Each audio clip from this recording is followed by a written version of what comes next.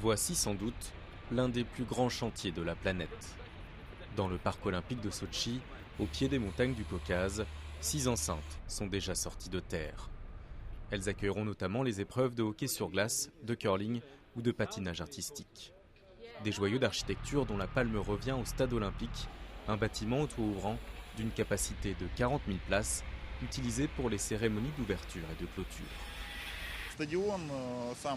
Ce stade mesure 70 mètres. Ce sera le bâtiment le plus haut du parc olympique et le plus grand en termes de surface.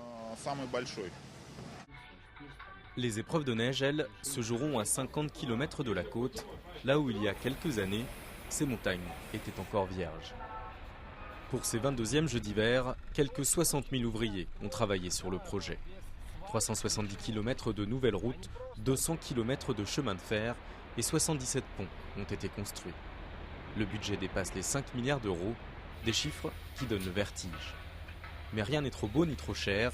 Comme le régime chinois en 2008 avec les JO de Pékin, le président Vladimir Poutine veut saisir l'occasion pour faire briller la Russie sur la scène internationale. Et les organisateurs n'ont pas droit à l'erreur. Les bâtiments qui accueilleront les épreuves sont en cours de construction. Nous sommes arrivés à la phase la plus intense et la plus cruciale des préparatifs pour les Jeux, c'est-à-dire la phase opérationnelle, avec la préparation des tests, à la fois pour les infrastructures et notre personnel. 6 000 athlètes et accompagnateurs pour les Jeux Olympiques, 1 500 pour les Jeux Paralympiques et 13 000 journalistes sont attendus. C'est l'événement international le plus important organisé en Russie depuis la chute de l'URSS en 1991.